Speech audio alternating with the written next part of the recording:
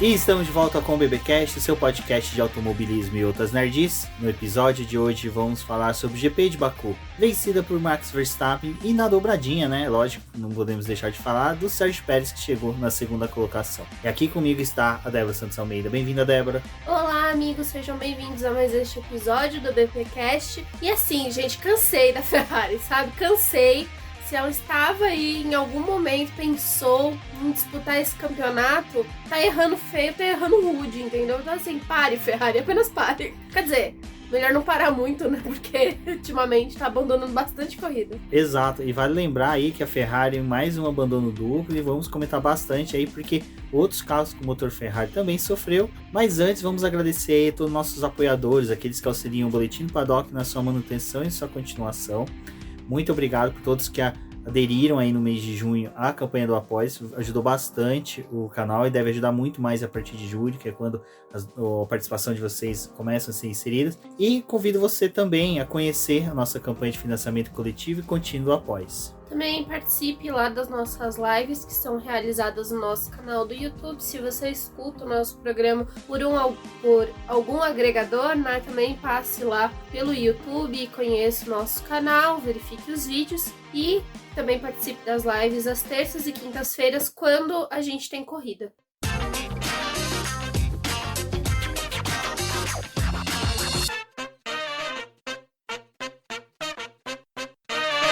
Bom, Débora, já salvo engano, quinta-feira, né, que saiu a aprovação lá da votação que deu o título honorário a Lewis Hamilton como brasileiro, eu diria um brasileiro, né, honorário. Parabéns, Lewis Hamilton.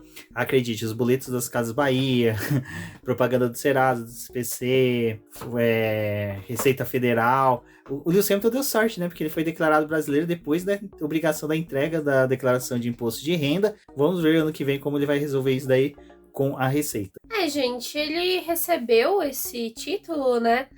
Foi aprovado lá pelo Senado.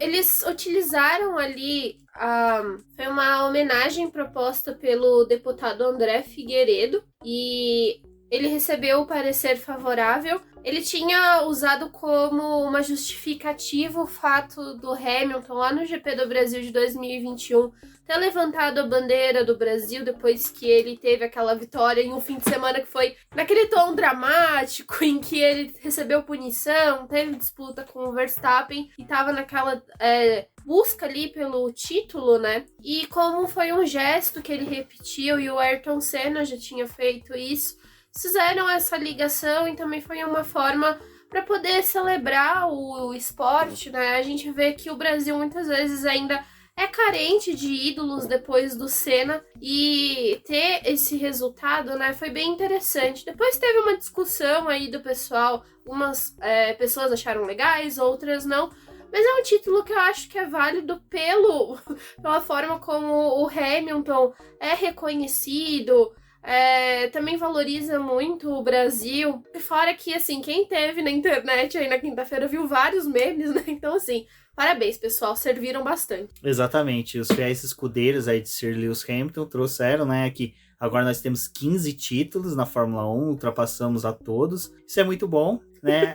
Só que assim, é que nem a Débora falou, tiveram brincadeiras que foram sadias, teve uma que eu fiz, brincando até mesmo com o Nelson Piquet, mas é lógico, o Lewis Hamilton tá acima de todos os brasileiros que já passaram pela Fórmula 1, não tem só de número de títulos. Aí eu fui o final de semana inteirinho atacado com xingos e palavrões de todos os estilos, foi muito da hora, porque eu vi um nível que é o brasileiro de não acompanhar como funciona, nem ter conhecimento de como funciona a Câmara dos Deputados, o Senado, a votação de um projeto de lei. E é impressionante que nos últimos anos a gente viu várias leis que são de atrocidades, do tipo que passaram, né? Que passaram votação batida, né? E que o brasileiro simplesmente esnoba. Aí quando tem uma coisa dessa que é bacana, o piloto que, cara, só a bandeira dele de representatividade que ele tá levantando para um país que é como o Brasil, em que a maioria da população é negra, até LGBT mas que se identifica com ele, eu achei muito bacana, achei justo, e o cara ficou feliz. Pra mim isso já é o mais importante. Torço para que outros pilotos tenham a mesma postura que ele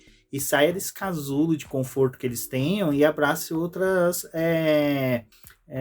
pautas, né? Que nem o Lewis Hamilton, o Sebastian Vettel tem. E aí a gente pode até já entrar um pouco na discussão do que o presidente da FIA falou, né? Que já deu aquela demonstrada de como é a cabeça dele em questões de pautas levantadas como do Lewis Hamilton, do Sebastian Vettel, até a do Lando Norris, que é de saúde mental, do tipo, o cara queria um ambiente tão ruim que também mexe com a cabeça de todo mundo e foi brigar com uma pauta dessa que é tão importante.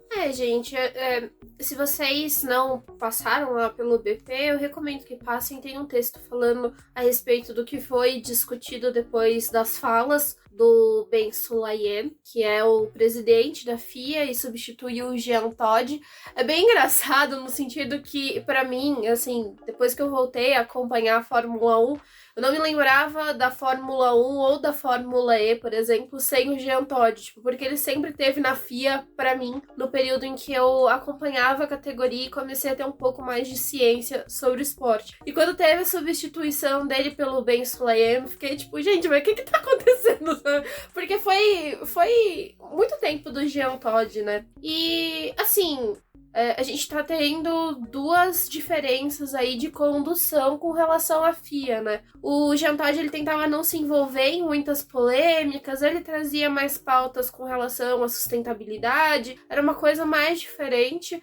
E o novo presidente, ele já veio com uma cabeça e com expressões que, assim, estão gerando polêmica desde do momento em que ele começou a assumir a FIA. E é interessante, por um lado, que quando ele deu a proposta ali desse período em que ele vai estar atuando como presidente na FIA, era trazer mais diversidade para o esporte, estava ligado nessa pauta, apesar da origem dele não ser tão diversificada assim, mas ele queria trazer essa pauta porque é algo que está sendo muito discutido no esporte. E aí, enfim, passaram-se alguns dias, né?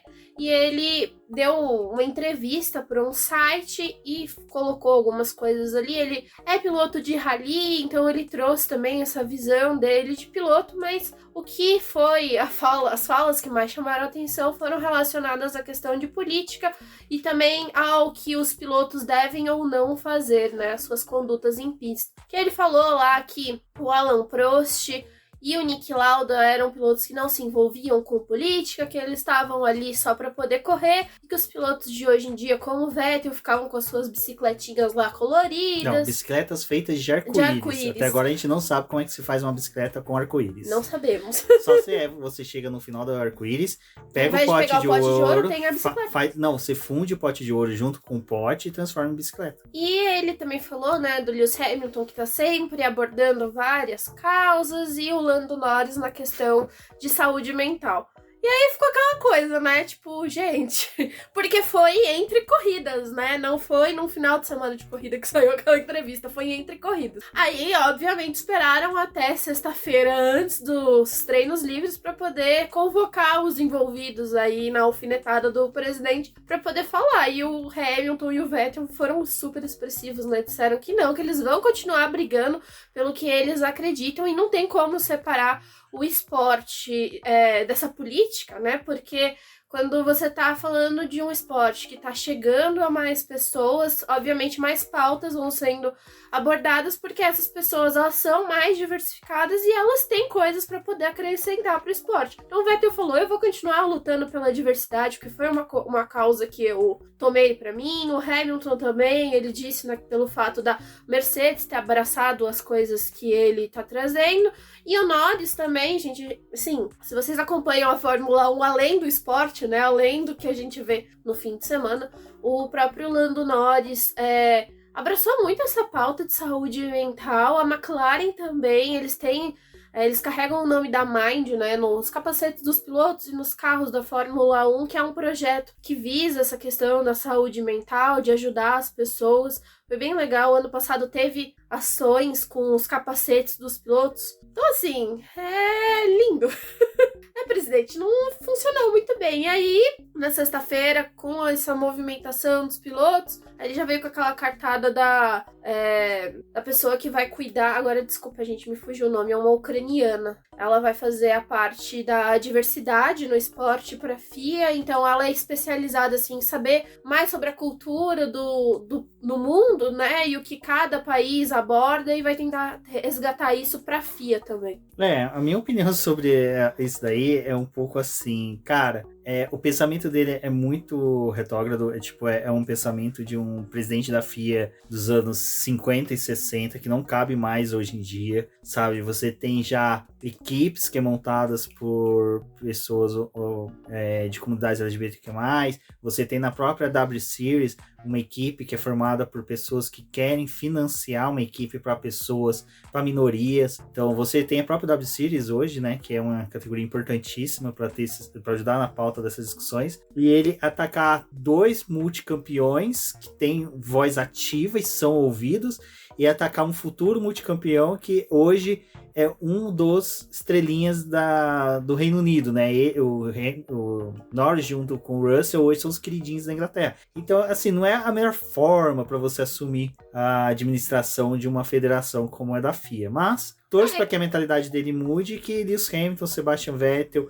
e Norris não parem com os discursos dele e que outros pilotos realmente abracem isso. Eu sei que tem pilotos ali que hoje já estão num status que eles poderiam ter esse tipo de discussão, mas que por N motivos ali hoje, eu acredito que a maioria financeiros, não atuam dessa forma. Na realidade, a gente vê que a maioria dos times, eles acabam sendo omissos, né? Há muitas causas que são discutidas no paddock, a gente vê que alguns times não acabam abraçando e fingem que, tipo, nada tá acontecendo, que não precisa ser falado sobre isso. Muitas vezes, a gente até se questiona por que alguns pilotos não falam sobre as coisas, mas é muito também pela liberdade ou pelo que seus times abraçam, né? Então, não são todos que são multicampeões como o Vettel e o Hamilton são e acabam utilizando da voz ali para poder falar. Seria mais interessante se outros pilotos também abraçassem as causas e ajudassem.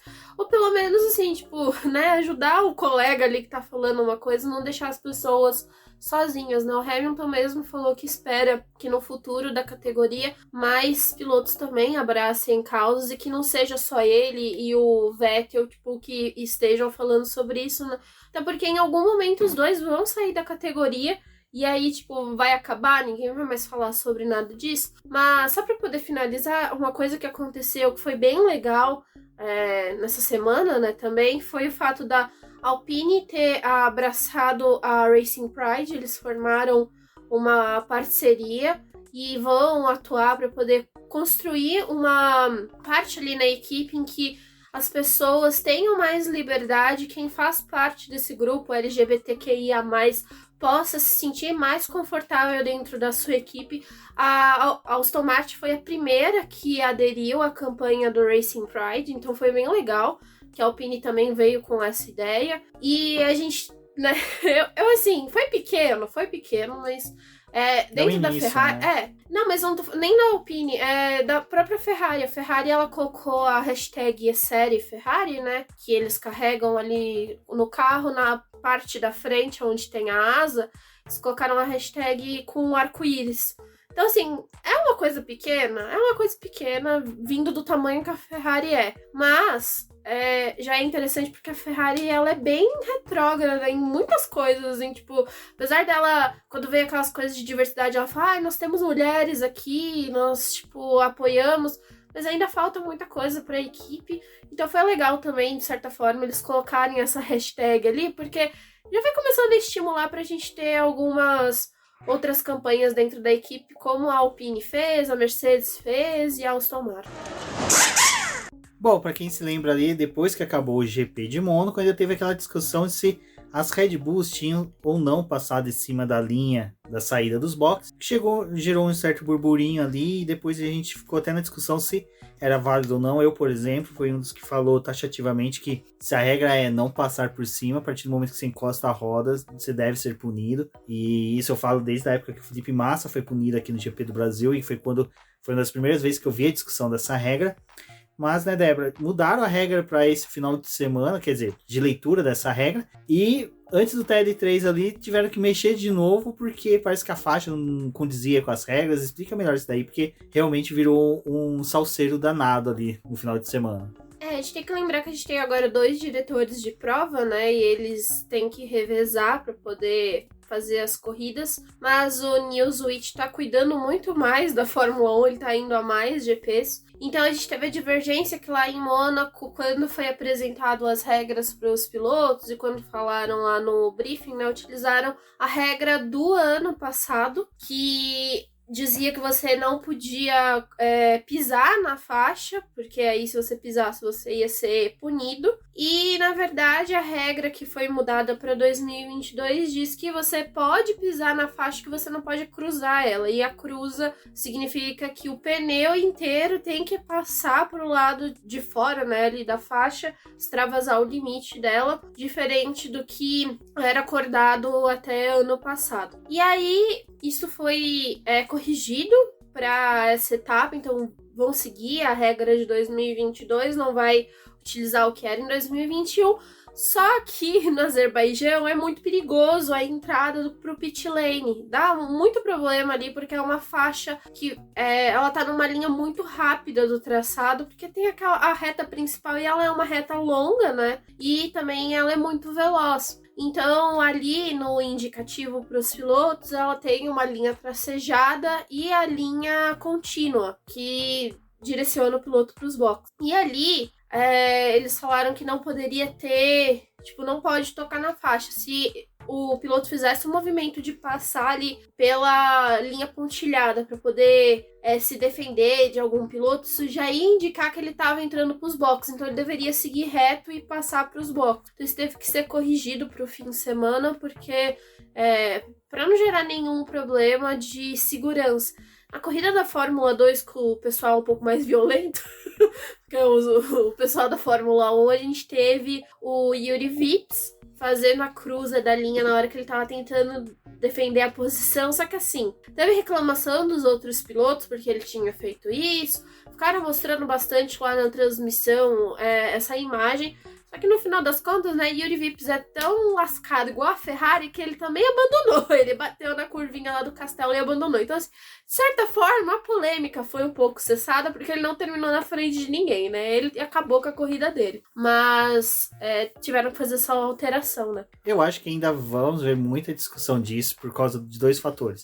Esses carros estão muito grandes e muito largos, então, assim, vai ter momentos em pistas que vai sim extravasar, o piloto vai passar por cima e vai dar muita dor de cabeça. Vai ser de pista para pista, né? É aquelas regras, né, que tem pro ano inteiro, mas infelizmente tem pistas e pistas que você tem que revisar, porque cada uma tem uma característica.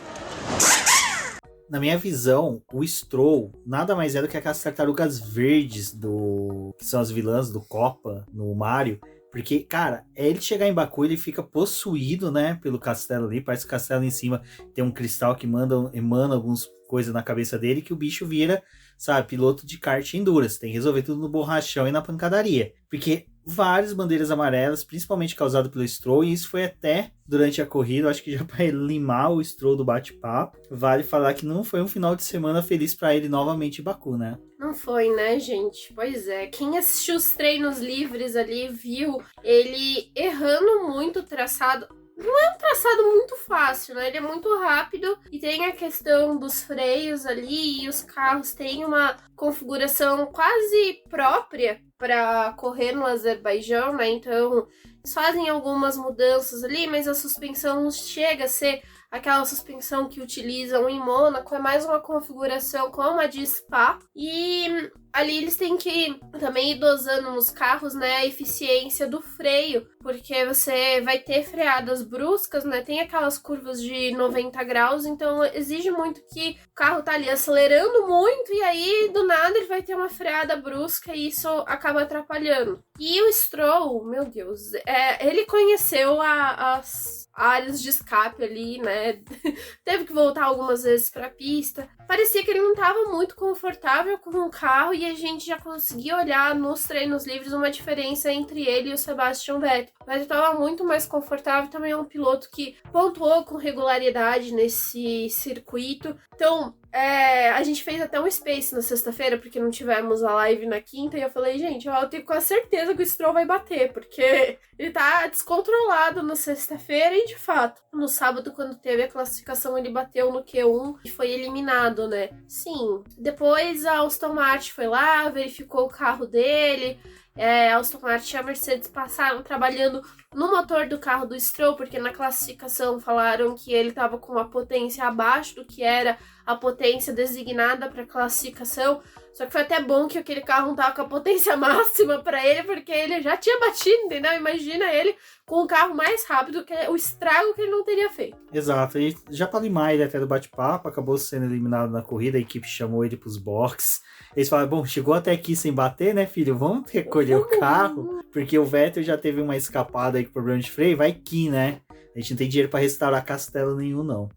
O Stroll, ele abandonou, né? A equipe começou a ver uns problemas de vibração no carro, pediu para ele encostar. Ficou aquela coisa, né? Tipo, abandonou aí. Vamos conservar o carro, né? Não precisa disso. Deixa para ele correr no Canadá, que é na casa dele. Exato. Bom, alguém que surpreendeu novamente nesse final de semana foi o Pérez, que parece que tá possuído pelo ritmo ragatanga, né? E o cara tá mandando muito bem, correu bem a sexta-feira, conseguiu ser mais rápido que o Verstappen, colocando pressão, tudo bem. O Pérez já é um exímio piloto de pista de rua, ali na Vila do Chaves ele sempre mandou muito bem, mas o Verstappen também sempre foi um bom piloto. Então, assim, eu acho que essa causa mais do Pérez é o cara que quer mostrar serviço, enquanto o Verstappen é o cara que sabe a potência que ele pode entregar do carro e tem equipe do lado dele, ele não precisa nos treinos livres ficar, né, exigindo tanto. Então, essa pelo menos foi a minha leitura, mas, né, Débora, de qualquer forma, o Pérez parece que ele, depois que renovou o contrato, é o único piloto que renova o contrato e começa a entregar.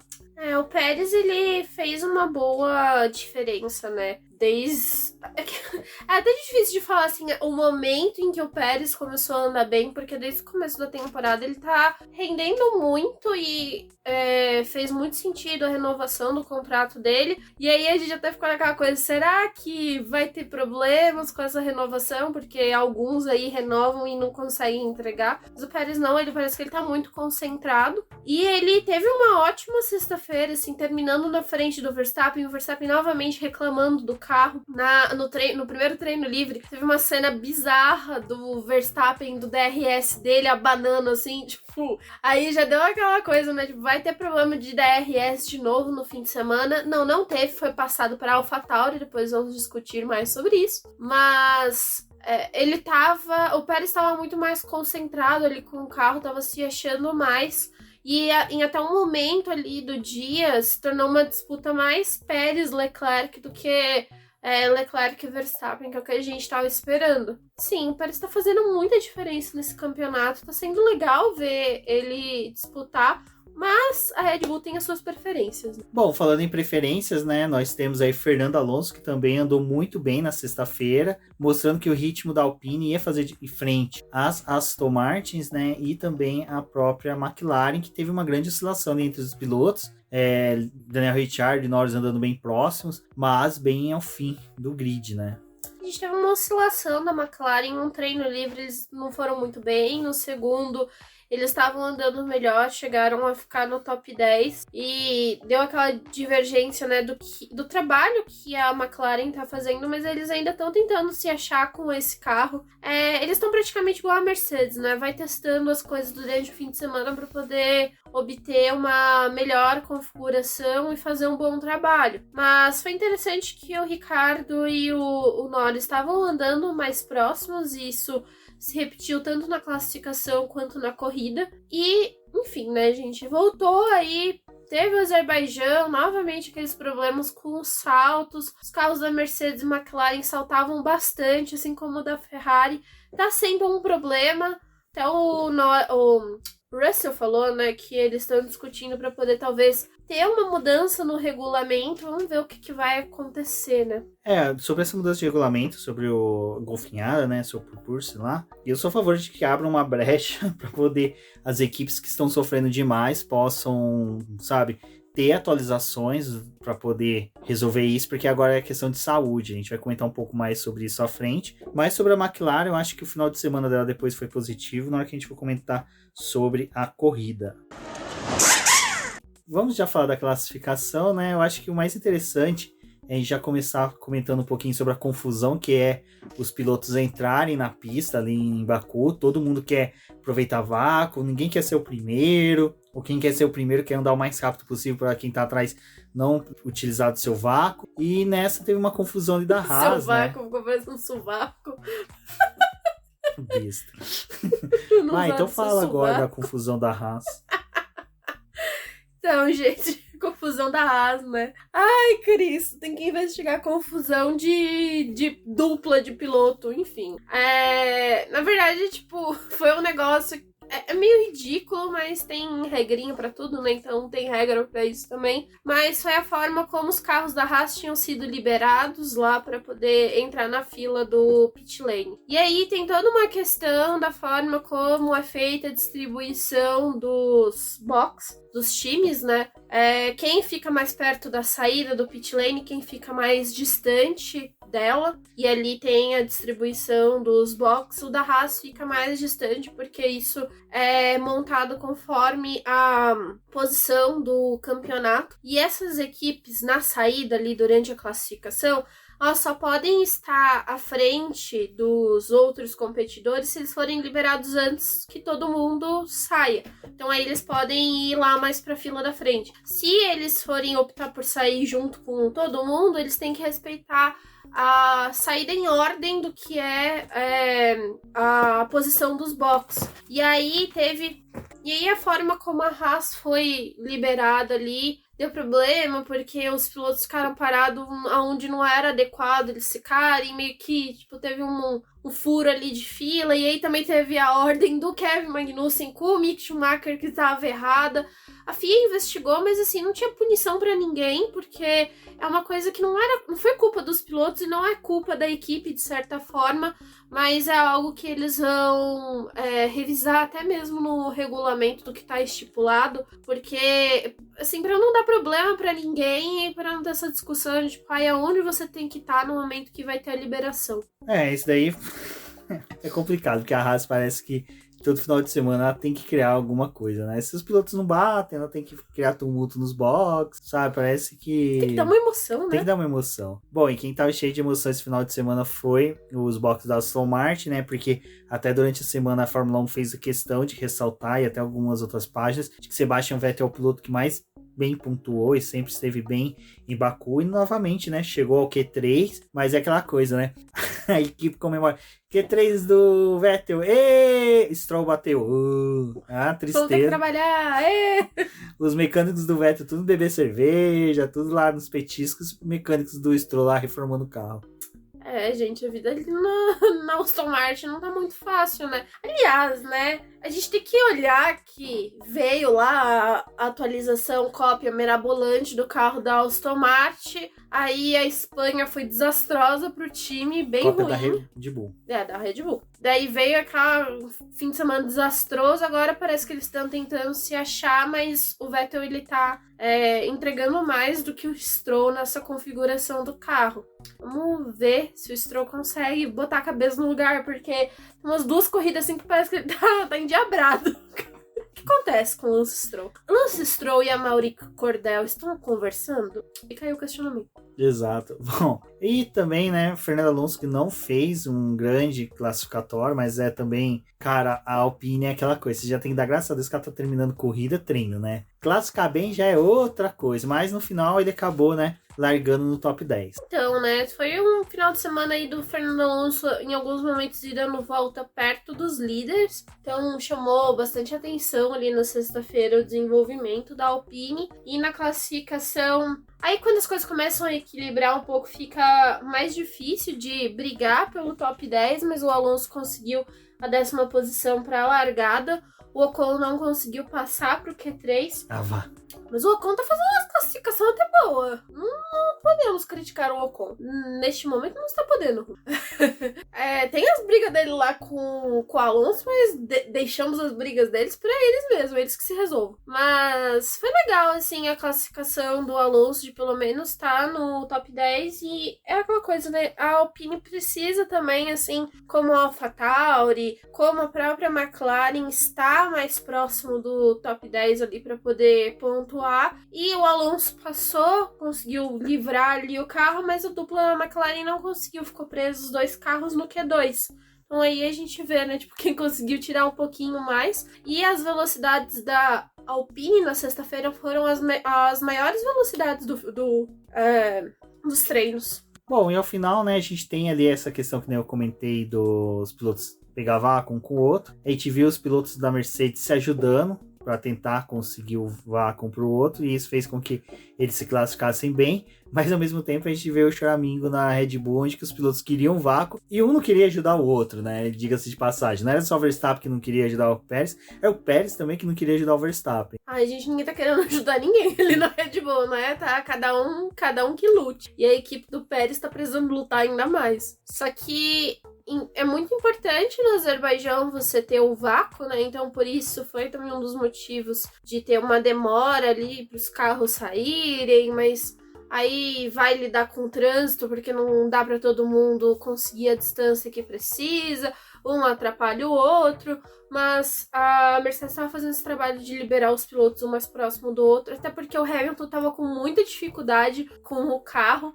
Novamente, a Mercedes voltou a fazer testes ali com o Hamilton e com o Russell, né? Então eles estavam com configurações diferentes, o Russell na configuração neutra do carro e o Hamilton numa configuração mais diferenciada, e aí o Russell teve que trabalhar com o Hamilton ali para poder dar vácuo e ajudar a empurrando ele pro Q3. Teve umas horas ali que parecia que, tipo, ele ia parar, era no Q1 mesmo, sabe? Mas funcionou esse trabalho da Mercedes. Tá sendo legal agora na Red Bull, é cada um que lute se conseguir achar um carro da Ferrari para poder pegar o vácuo melhor. Enquanto que na Red Bull é cada um que lute, na Ferrari tá cada um que conserte seu carro, né? Porque Leclerc conseguiu a pole, até o Sainz ali namorou um pouco a pole, um pouquinho. Ai, Carlos. Mas acabou ficando ali um joguinho ali, um carro, cada um numa posição, misturado com a Red Bull, mas a pole do Leclerc foi... Gente, eu só acho assim, eu concordo que você ser fã é bacana, é legal você ter exaltar o piloto, mas toda vez que teu piloto fazer pole, não é uma pole histórica, sabe? Pole histórica é aquela pole assim, na chuva, que o cara tá, sabe, ninguém tá conseguindo virar 1,28 numa pista que todo mundo viraria 1,28, tá lá, todo mundo virando 1,30, de repente o cara vai lá com o terceiro carro do grid faz 1,28, pronto, isso é uma pole histórica. Toda a pole que eu vejo do Leclerc, do Verstappen, ou até o Drugo na Fórmula 2, a primeira é pole histórica. Pole histórica. Então todas as poles é história. Basta você fazer pole, você fez uma pole histórica. Porque quando você tá fazendo uma pole, você já está escrevendo a história. Exatamente. É o primeiro capítulo dos incompetentes. Neste fim de semana. Dos não incompetentes. Exatamente. Não, mas é uma coisa que, sei lá, cara, é os remédios que estão me fazendo ficar chato. Enfim. Mas acho que foi legal a classificação, no sentido que, tipo assim, mostrou que a Red Bull e a Ferrari tão diferentes do grid. No Azerbaijão teve muita diferença do que era o restante do grid, o que eram os 4 primeiros. Carlos Sainz fez uma ótima primeira volta, provavelmente torceu ali pro Leclerc bater pra ele ficar com a pole, mas foi ele que deu uma bitoquinha no muro e acabou prejudicando a volta dele, e aí teve que se contentar com a 4ª posição, e a Red Bull foi lá e fez mais um tempo melhor, e novamente o Pérez esperando o Verstappen, né? Exato, essa do Pérez esperar o Verstappen acho que é legal, porque a gente vê o Jos Verstappen de cabeça quente, não é só por Hungaroring em 1994. Ele deve ter ficado pensando, e aí, vamos inverter já logo na largada? O Pérez vai largar que nem o Bottas, de ré? Exatamente. Bom, domingo, né, a Ferrari já começou assim, hoje teremos um bom dia, será um dia maravilhoso, os pássaros estão cantando, está tudo certo, né, nosso querido lá, membro do canal do BP, o Metia lindo, né, bonito, desculpa, ele tava todo felizão, pole, Carlos Sainz já com sangue nos olhos, mas no começo da corrida ali, né, já temos o abandono de Carlos Sainz, e poucas voltas depois que a Ferrari esboçou uma boa estratégia, até indicava que sim, os estrategistas estavam no bom dia, mas seus mecânicos e engenheiros não, pois Charles Leclerc, a chaleira vermelha, e eu tenho até uma chaleira vermelha de café, me lembro muito ela, abandona a corrida. Olha, naquela hora eu lembrei das sábias palavras do meu vizinho, filha da puta, quem que colocou esse cara nesse lugar? Porque olha, Leclerc não merecia isso. Eu não sou fã do Leclerc, até um beijo pra Carol. Cara, Leclerc não é um piloto que me agrada muito, na verdade, só agrada quando assisto Stranger Things, porque o Will tá a cara dele, e realmente, né, parece que o Demogorgon foi lá e enfiou uma chave de fenda no turbo do carro dele para ter quebrado daquele jeito, mas é uma pena, cada vez mais a Ferrari vai afundando o campeonato dela, afundando o campeonato dos pilotos, sabe, e vai construindo realmente aquele time que a Ferrari nada mais é do que um cavalo paraguaio e não um lindo andaluz, um cavalo lusitano, um belo cavalo europeu. Ai, gente, novamente, né, aí o carro da Ferrari tendo problema na corrida. É difícil para quem tá querendo brigar pelo campeonato. Agora são 80 pontos que separam a Red Bull da Ferrari. Então a Red Bull conseguiu abrir aí uma boa diferença. E é muito mais do que 2 vitórias, né? E também tem que contar com o abandono do seu adversário. A Ferrari prometeu um carro bom, né? Prometeu aí. Estávamos iludidos. O problema é, na pré-temporada, os carros da Alfa Romeo e da Haas estavam dando alguns problemas. Eles quebraram algumas vezes, então acendia um alerta com esses carros, mas muitos dos problemas que eles tiveram não era exatamente no motor. Então, tipo, e aí? E agora, novamente, mais um abandono. Porque, assim, se fosse só o abandono do Sainz... Na verdade, se o Sainz tivesse abandonado por um erro de ter passado reto, mas não foi o motor. E aí, Coitado. o Sainz, gente, é o Sainz entregar na mão de Deus, entendeu? O Sainz tem que tomar um banho de Sainz, viu? Pra poder liberar ele desses encostos. É difícil. Eu fico imaginando o pai dele. O pai dele deve estar pistola e deve estar feliz que pelo menos conseguiu assinar o contrato antes. Né? O pai dele já tá negociando pra ele voltar pra McLaren. É possível. Tomara. Mas o Leclerc, tipo... É triste, cara, porque ele de novo, mano. De novo tá acontecendo comigo isso daqui. Que inferno. Eu tô vivendo no loop no dia da marmota, sabe? Nessa vibe. E aí até perguntaram pro Verstappen, né? Ai, mas o que você acha que o Leclerc tá sentindo? Aí o Verstappen falou, o mesmo que eu senti no começo da temporada, sabe? Só que assim, a nossa equipe... uma puta raiva. O que a gente a nossa equipe fez foi resolver. A Ferrari... Não sabemos se tá resolvendo ali. Provavelmente não, né? E a questão do motor, ela acaba sendo muito complicada, porque tem todas as regras lá que envolvem o congelamento, tá tendo discussões do que vai ser feito a respeito disso, porque também não é interessante para a categoria ter os carros ou os postulantes ao título quebrando toda hora, e ao mesmo tempo, tipo, agora tanto a Ferrari que abandonou, como o Kevin Magnussen que teve o abandono, e o Zhou, que foi mais uma corrida que ele abandonou, esses motores vão ter que passar por uma verificação, e agora a gente tá no meio de uma rodada dupla, né? Então, Azerbaijão, Canadá, não tem muito tempo para você verificar as coisas e para poder saber o que tá acontecendo. E aí, tipo, já tem pilotos que estão pendurados, como é o caso do Leclerc com o motor. Então, se na próxima etapa eles não conseguirem utilizar mais as peças que eles têm ali para poder fazer a corrida, vão ter que fazer uma instalação de um novo motor. E o Leclerc já vai começar lá do final do grid. Então, assim, é uma situação muito complicada.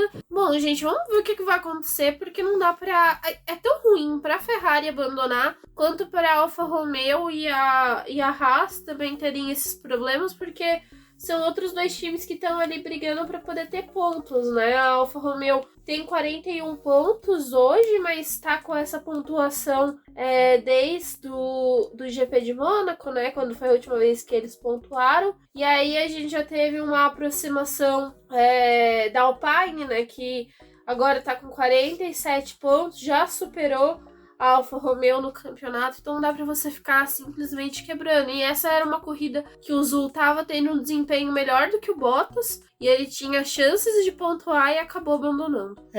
Fica delicado, né, pra Ferrari desse jeito, é ruim pra ela, porque a gente tá tendo aí a entrada de 2 futuras montadoras, então... Sabe, a Alfa Romeo já é uma que já diz namorar com a Audi, por exemplo, poder utilizar o motor, e até mesmo um motor batizado como o próprio nome Alfa Romeo em compra da Volkswagen, como do grupo, então fica ruim, assim.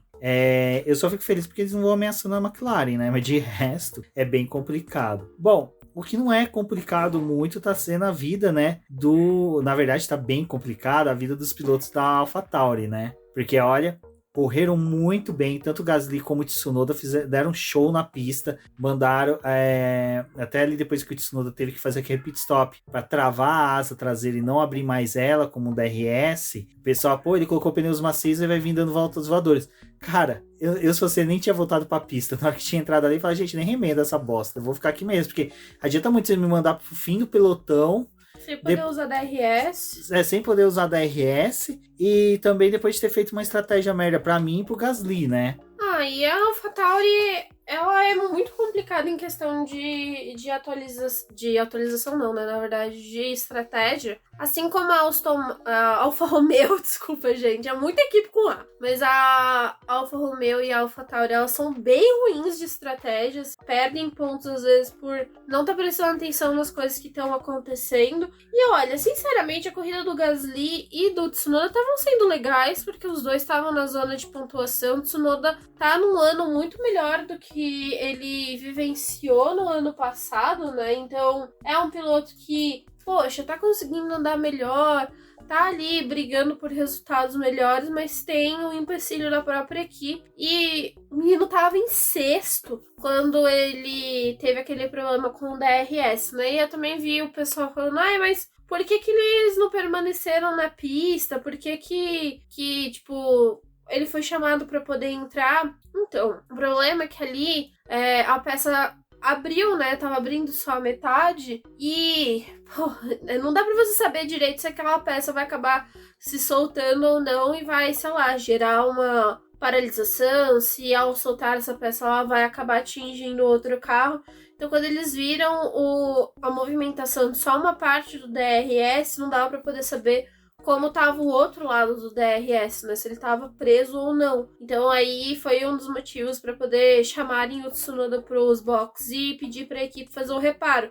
É uma peça que não é como a asa dianteira do carro, que você troca, né, o bico ali e substitui. A asa traseira, ela tem um trabalho muito maior para você fazer a substituição, então foi por isso que eles colaram o silver tape. Tentaram arriscar ali com pneu macio contra o pessoal que tava de duro e médio pro Tsunoda recuperar algumas posições, mas sem DRS não tinha como fazer milagre. Acho eu que era melhor ter abandonado e conservado o equipamento. Minha visão, acho que era melhor ter feito isso, porque mesmo, sei lá, você usando esse final da corrida dele pra poder coletar dado, fica meio complicado porque você não tem um... Não, e é um dado falho, né? Porque a asa ali, na hora que eles colaram, dava até pra ver pela câmera que eles colocaram ali pra poder filmar, a fita cobriu metade daquela saída de ar que é por debaixo da asa. Então, assim, ia ser dados falhos. Então, assim, aí até o Reginaldo Leme fala, mas é muito importante uma dessas... Cara, seria muito importante pra uma Williams. Não pra uma AlphaTauri que consistentemente pode chegar até um top 10. Então, assim, pra mim foi besteira. E a parada dele já foi ruim, né? A substituição do pneu foi péssima ali. Nossa, o que foi das substituições de pneus das equipes Red Bull esse final de semana? Já era o próximo Império Pau. Substituíram, né? Botaram o pessoal da McLaren pra poder fazer os pitstops. Nossa, gente, tava horrível. Tava horrível assim, tava horrível pero no mucho, né? Porque a do Pérez ali... A do Pérez... A do Pérez, gente, desculpa, cara, desculpa. Eu posso... Essa teoria da conspiração essa foi teoria da conspiração ele, cola bonito, cara. Eu acho que se tirar, sabe, tipo o negócio do Snoop Dogg, ia falar, Scooby-Doo, tirar o capacete do mecânico que tava segurando o macaco dos carros, era o Jos Verstappen, velho, um deles. Porque, cara, foi ridículo. Não tinha motivo pra segurar ele. Eu vou falar um negócio que eu vi no Twitter, mas de perfis que eu confio. Eu não consegui checar isso, porque na hora que eu tava passando na corrida, eu tava assistindo ela não só na televisão, mas eu tava escutando a transmissão da Band, então lamento, mas esse fim de semana não consegui ver rádio de equipe no domingo, mas falaram que quando teve ali a passagem do Verstappen pelo Pérez, que a equipe deu uma ordem de equipe falando pro Pérez não resistir. E aí ele dá a primeira posição. Era aquela voz do Volgon, né? Não, do Volgon, do... sim. Do Guedes Michelin. Resistir era inútil. E aí, a ultrapassagem do Verstappen no Pérez foi meio esquisita também, né? Porque o Pérez não tava muito rápido, ele tava meio devagar, quase parando, e aí o Verstappen passou por ele.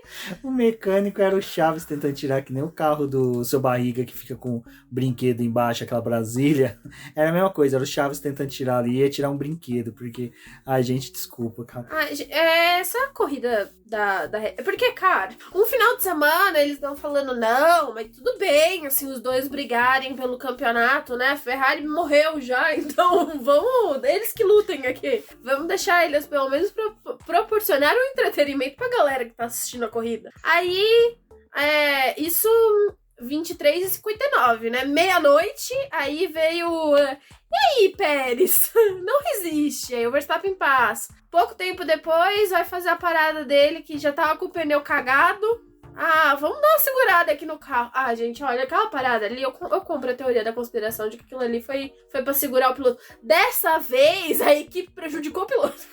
Não, dessa vez eu compro. Dessa vez eu compro com certeza. Não tem como. Até mesmo porque, assim, se o Pérez vencesse a corrida, ele ia terminar com 136 pontos e o Verstappen com 143. Então, tipo, 7 pontos de diferença.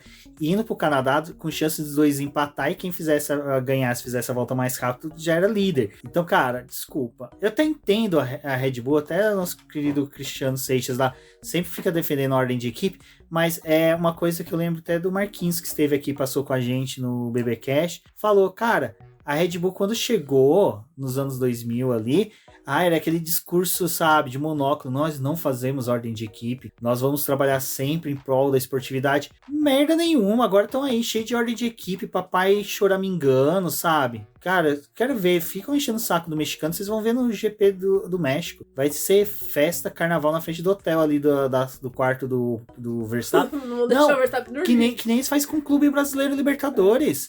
Não duvido não, sabe? Ir lá soltar bomba, não bomba pra matar, machucar, mas bomba durante a noite pros caras não dormirem. Não duvido, porque assim, o México tá alvoroçado com o Sérgio Pérez, ainda mais que o pai dele, até eu brinquei no Space, e é verdade, o pai dele tá usando muito a imagem do filho pra campanha. Ele nega, mas ele tá usando muito como o melhor mexicano de todos os tempos. Realmente o Pérez se tornou o melhor mexicano de todos os tempos, né? Mas assim, eu não duvidaria que GP do México fosse tipo quando o clube brasileiro vai jogar no México, que tem foguetório, torcida organizada fica em volta do ônibus, chacoalhando o ônibus. Anotem. Assim, a gente sabe que essas coisas vão acontecer. A ordem de equipe é aquela coisa que já tá meio anestesiada, né? Vai acontecer, mas sei lá. É um mal necessário na Fórmula 1, mas ok. Eu acho Mas nesse momento, tipo, os dois, eles não estão brigando pra poder se matar. Tipo, não era Pérez e Mas eles estão Stroll, que não podiam se encontrar na pista, que eles faltava morrer os dois. Pérez e Ocon. É, isso aí. É que o Stroll normalmente já pega pra explodir o outro. Ele tava também ali na...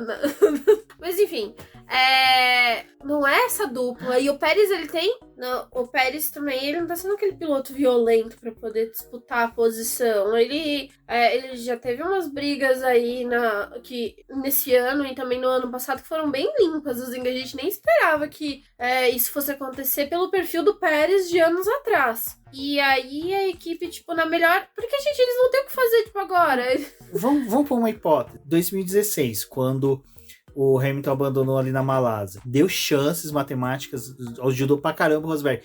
Hipoteticamente, o Verstappen vem me abandonar no Canadá. O Pérez assume a liderança do campeonato. Mano, eu se sou o Pérez, falo assim, que cancele meu contrato pro ano que vem. Vou ser campeão e me aposento da Fórmula 1, sabe? Então foda-se. Eu não vou deixar, sabe, aquela coisa assim, que até o Thiago Mendonça falou uma vez quando o Leclerc deixou passagem pro Verstappen na Áustria, é que é o seguinte, cara, na última volta, por fora, nem mãe passa. E isso é uma coisa que todo mundo que é de kart indoor fala. Não vai passar. E aí vai virar uma temporada que nem foi 2016 da Mercedes, ou que nem foi lá 2012, 2013 da própria Red Bull, com o Mark Webber e Sebastian Vettel brigando, batendo, que nem foi o GP da Turquia. Então, assim, a própria Red Bull tá plantando uma merda assim, porque pro Pérez, beleza, termina em P2, faça a volta mais rápida, que terminou com a volta mais rápida, se não me engano. Se não me engano, sim. Então, cara, pra ele tá ótimo, ele tá lucrando pra caramba. Agora, o risco que é você deixar o cara nervoso, ressentido, aí chega uma hora que ele fala assim, quer saber? Ganho. Eu não tô tô escutando vocês no rádio mesmo. Tipo, sabe, não vou ouvir mais vocês, pronto, não tem ordem de equipe. Pode atrapalhar o cara no box. Não sei, a parte ruim é que o Pérez, ele meio que... ele aceita, né, as coisas. Mas eu acho que ele aceita mas eu quero ver até quando. Né, até quando? Essa que é a minha questão, até quando que ele vai aceitar? Porque em Mônaco, ele, tipo, não tem nada, vocês vão fazer o quê? Vocês vão tirar a vitória de numa corrida que vamos supor, nem precisa do Verstappen abandonar.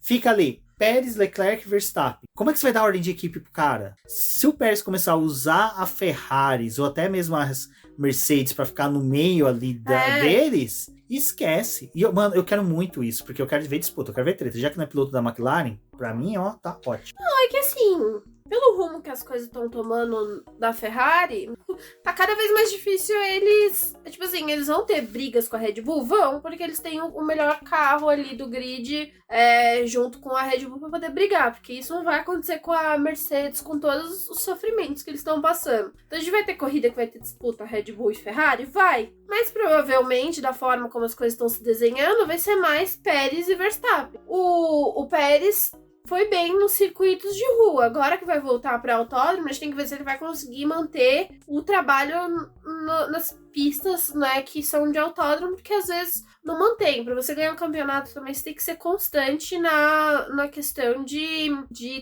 ser regular. Para lutar pelo campeonato de construtores, a Red Bull tá indo muito bem, provavelmente deve levar o campeonato esse ano. Agora, o de pilotos, a gente não sabe o que vai acontecer, porque a diferença do Pérez pro Verstappen é pequena e pode acontecer qualquer coisa, tipo, pode realmente ter um abandono. Agora, como que a equipe vai lidar com isso? Porque é muito melhor você ter os dois ali, tipo, passando a Ferrari, estabelecendo uma distância pra Ferrari, do que ter uma briga interna, sim, mas, cara, até um momento assim, até ano passado, mas a gente não se importa quem ganhar, a gente quer ganhar o campeonato de construtores, porque pra gente é mais importante. E agora o negócio já está diferente. Veremos o que vai acontecer aí na Red Bull, mas acho que em algum momento o Pérez deve desligar o rádio. Não, e eu acho assim, até vale lembrar que Canadá é uma pista nos moldes de pista de rua. E o Pérez fez a volta mais rápido. Então, tem isso. O Pérez às vezes até tem essa vantagem de conseguir volta mais rápido quando o Verstappen porque a Red Bull adora fazer umas paradas com ele a mais, né? Também pra colocar pneu... Não, aí tudo bem. Aí eles fazem o pit stop certinho, né? Engraçado. Mas o que eu ia falar também é o seguinte, IGP do Canadá tem o Muro dos Campeões, né? Verstappen agora é campeão. Será que vai chanfrar o muro? Veremos. Cenas dos próximos capítulos. Bom, pessoal, e falando de cenas dos próximos capítulos, quem tá bem... A gente falou até do Sebastian Vettel, né? Que terminou mais uma vez na zona de pontuação. E, cara, ele manda muito bem em Baku. O cara é sangue nos olhos. Errou na tentativa de ultrapassagem do Gasly. Depois acertou muito bem. A questão de cara de freio realmente não é uma coisa que é difícil a gente mensurar se é erro do piloto ou não. Porque, principalmente, a Aston Martin, que final de semana inteirinha ficou de reclamação disso. Mas, Débora, ele terminar nos pontos foi mais uma coisa bacana, como também ver a Alpine segurando os outros. É aquela coisa da raiva, né? Que a gente fica, puta merda, dava pro cara fazendo uma corrida bem melhor se não tivesse esse trambolho da Alpine. Diga-se de passagem, o carro da Alpine da Le Mans é muito mais lindo que o da Fórmula 1. Procurem o carro da Alpine do Alexandre Negão, que é muito lindo demais. Então, os carros da Alpine estiveram ali brigando para poder ficar no top 10, então eles atrapalharam o pessoal mesmo. Dois blocos, né, de corrida à parte, o Ocon segurando o pessoal, né? o Alonso outro, mas em ritmo de corrida o carro da Alpine é bem ruinzinho e eles têm que fazer isso mesmo, né? Tornar o carro o mais largo possível e se beneficiar de pistas em que é difícil ultrapassar. É que assim, o Azerbaijão não é difícil de ultrapassar, mas é que você também tem que ter um pouco de coragem, né? Pra poder empurrar os outros e conseguir uma ultrapassagem. Não é tão simples assim. Mas o pessoal aí da Alpine fez os outros competidores desgastar pneu. E o Alonso, as paradas no Azerbaijão é também aquela coisa, né? Quando tem esses blocos, o piloto você faz a parada e vai lá pra trás. Então o Alonso tava ali, tipo, abaixo do top 10 e ele foi fazendo ultrapassagem ali, aqui, foi subindo, escalou o pelotão de novo e conseguiu voltar pra zona de pontuação. Uma corrida bem legal do Alonso. O Ocon terminou em 10º, mais uns pontinhos aí pra ele. o Ocon, ele tá fazendo uma campanha interessante, assim, muitas vezes não pensa no coletivo, não pensa no coletivo, mas o dele ele tá fazendo. Então temos aí mais alguns pontos da Alpine, e isso foi legal, porque o resultado deles colocou a equipe à frente da Alfa Romeo, então agora a Alpine tem 47 pontos e a Alfa Romeo 41. Bom, e agora já finalizando, vamos comentar um pouco da dupla da McLaren, né, que fez uma boa corrida, não largaram tão bem numa posição, mas ali foi conseguindo posições. No Virtual Safety Car, do abandono, salvo engano, foi do caso do Magnussen, né? Não, o Magnussen foi depois do... Gente, de quem foi o Virtual Safety Car? Teve o do Sainz e o do Magnussen. Do Sainz, isso. O do Sainz foi no começo da corrida e o do Magnussen no final. Que o Leclerc parou, né? Mas ali vários pararam e menos os pilotos que... Nos dois safety car a Ferrari usou, né? O Leclerc para no primeiro do Sainz e abandonou o segundo. E depois... do Magnussen já tinha abandonado. Do Magnussen já tinha abandonado. Era a Red Bull, na verdade. Desculpa aí. Na segunda eles aproveitaram para cruzar o pit lane. O Leclerc terminou a corrida. Eles atravessaram o pit lane para levar as caixas embora. Desculpa, gente. Mas o da McLaren foi uma boa corrida dos dois pilotos. Teve aquele lance dos rádios ali que é normal. Durante a corrida os pilotos pediam a vez para ultrapassar, mas eu acho que a McLaren, o André Sadio ali junto com os demais foram sábios em não dar posição para um nem de preferência para o outro. Realmente a corrida dos dois eram corridas com estratégias diferentes e no final foi boa a pontuação. Eu acho que dessa vez realmente vale ressaltar aí que o trabalho do Daniel Ricciardo foi bom, sabe? Não tem como falar que ele poderia ter feito a mais nem a menos, porque ele terminou na frente do Lando Norris, que é o piloto que realmente está entregando pela equipe, né? E no saldo positivo da McLaren, que já teve até o Pato abandonando na Indy hoje, então a posição do Daniel Ricciardo e do Lando Norris para os McLaristas é uma satisfação. O Ricardo ele fez uma estratégia diferente da do Norris, né? O Norris larga de pneu médio e o Ricardo com os duros. Então o stint do Ricardo era mais longo do que o do Norris. E ele conseguiu terminar a corrida na frente do Norris. Teve aquela discussão ali de quem é que ia buscar o Alonso para poder pontuar mais. E aí estavam até pensando em fazer uma inversão, mas depois não aconteceu, né?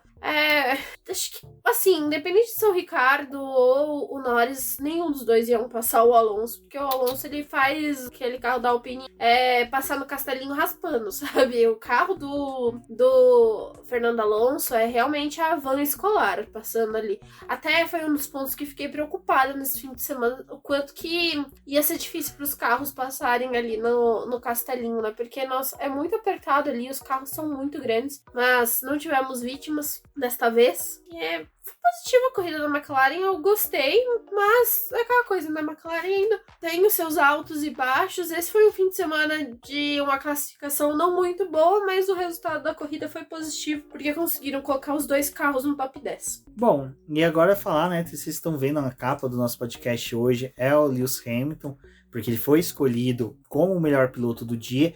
E diga-se de passagem, com muito mérito, eu acho que a corrida dele e do Russell foi os dois melhores pilotos em pista, sabe? Indiscutível, os dois, sabe, mandaram muito bem, porque a Red Bull tava entregando o que a Red Bull já vem entregando, então você não tem nenhuma novidade, cara, tá ok. Mas o que eles fizeram foi algo surpreendente, tem muito mérito sim. Eu acho que o que pesou mais favorável ao Lewis Hamilton foi o fato de, nessa pit stop da Virtual Safety Car, ele voltou bem atrás, sabe? E teve que remar, teve que fazer ultrapassagens, enquanto que o Russell, não vou falar que ele teve uma vida fácil, mas ele voltou na posição que ele estava. Então, assim, não teve tanta disputa em pista. Mas o Lewis Hamilton, sabe, mandou muito bem, sabe? Eu acho que, assim, mostra o quão aguerrido ele ainda é, quanto garra ele ainda tem, e principalmente a questão da dor nas costas. Vocês veem que a foto é justamente com ele com a mão nas costas, porque foi algo que até mesmo o nosso seguidor que ouviu lá a nossa Space, o Carlos Márcio, a gente não conseguiu responder ele no Space, mas eu vou responder ele aqui. Ele pergunta se não tinha que mudar uma regra, né, para essa questão, porque agora já tá virando uma questão de saúde dos pilotos. Então não é só Lewis Hamilton que reclama, tipo, o Carlos Sainz também é um piloto que reclama e provavelmente outros pilotos devem estar sofrendo com isso. Então, assim, Eu fico imaginando o Tsunoda, porque eu que sou baixinho, eu quando ia naqueles brinquedos do Hop Hari do Play Center, eu me machucava todo, porque, tipo, os brinquedos eram construídos pra pessoas de 1,80m, tipo, eu com 1,60m, sabe, ficava uma jujuba dentro de um saquinho sendo chacoalhado. Então eu imagino ele também deve estar com problemas, então assim... Foi uma coisa bem interessante o que o Carlos Sainz falou disso, né? Ele falou, todo mundo está com problema, todo mundo reclama na coxia, mas ninguém quer falar nada, tipo, pros repórteres ou pro pessoal, porque não quer ficar mostrando que é fraco e que tem problema, não. Então, tipo, tem vários pilotos que, né, querendo ali mostrar o quanto homens eles são e o quanto eles, né, são ótimos esportistas, não querem ficar falando de problemas. Só que, cara, é uma questão de saúde, né? O próprio Sainz foi lá e falou, olha, se a gente continuar correndo nesses carros aqui, não é coisa pro futuro, não. A gente já tá sentindo as costas doer agora, então eu quero ver o que vai acontecer até o final da temporada. E é aquela coisa, tem como resolver? Tem. A FIA vai querer mexer no regulamento? Não. Então, aí que tá.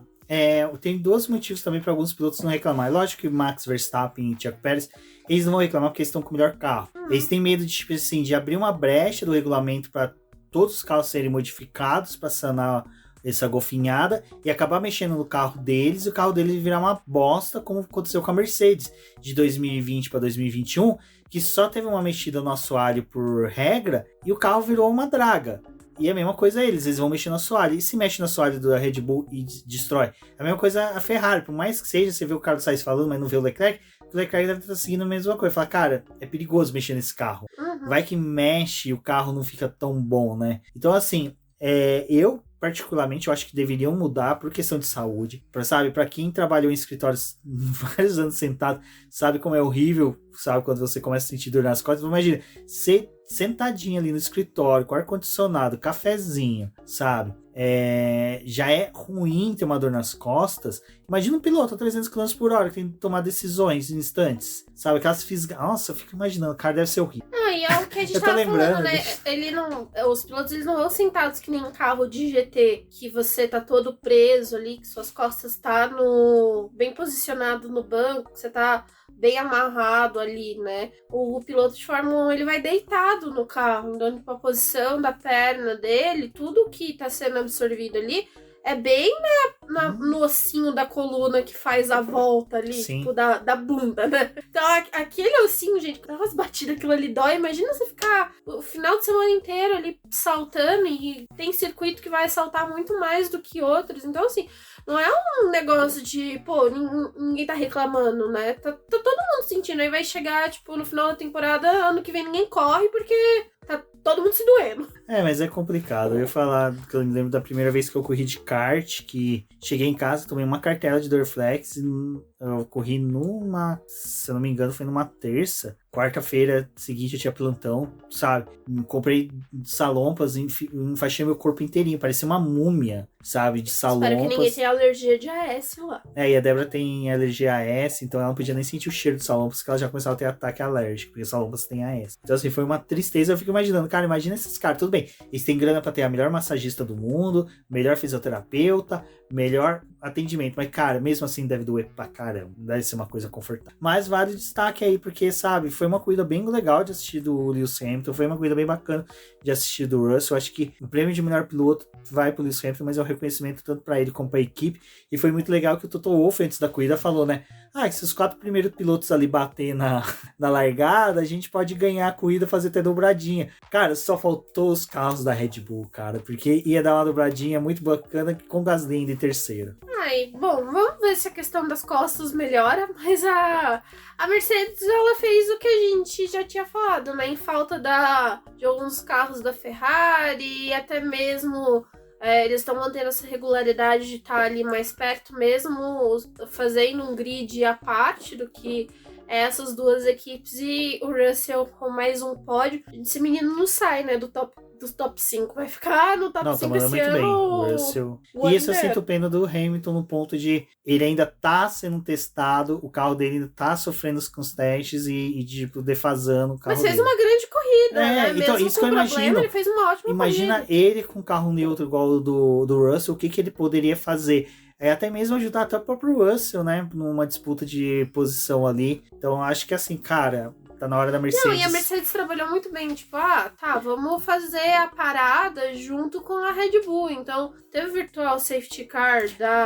Esse lance de desmarcar a Red do Bull foi Magnussen, muito interessante. vamos fazer também essa parada aqui. E funcionou tanto que o Pérez acaba voltando em cima do Russell, né? Eles voltam muito perto ali na pista. Então, o trabalho da Mercedes, tipo, eles realmente estão vendo, tipo, e é interessante também pelo fato que eles não estão olhando pra trás no grid, tipo, a briga deles não tá sendo pra quem tá vindo atrás, é pra quem tá à frente. Então eles estão fazendo estratégias, Atrás da coisas... McLaren, né?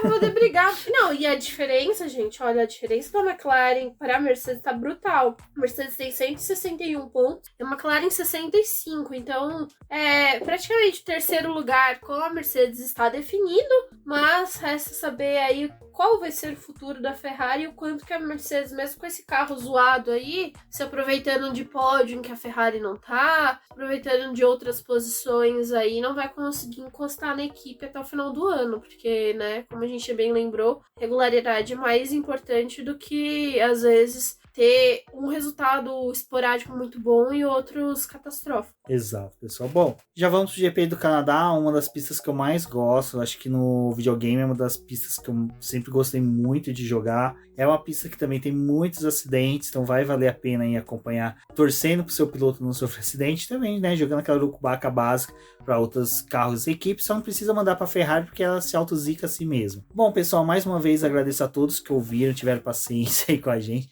mais de uma hora de podcast, mas foi uma corrida bem bacana. Logo, a gente não falou de tudo aqui, vamos para a live de terça-feira, onde que a gente vai falar um pouco aí de como a temporada da Ferrari tá parecendo muito Stranger Things, porque coisas estranhas estão acontecendo naquela equipe e merecem ser discutidas. Bom, pessoal, obrigada a todo mundo que escutou o podcast até aqui. Não esqueça de compartilhar nas suas redes sociais, convidar outras pessoas para escutarem o programa. Mandem as suas perguntas e a gente pode responder no próximo podcast ou também na live que vai ser realizada na terça-feira para poder conversar sobre esse pós-GP do Azerbaijão com algumas outras resoluções e talvez até mesmo com um parecer melhor da Ferrari com relação ao motor. É isso e até uma próxima.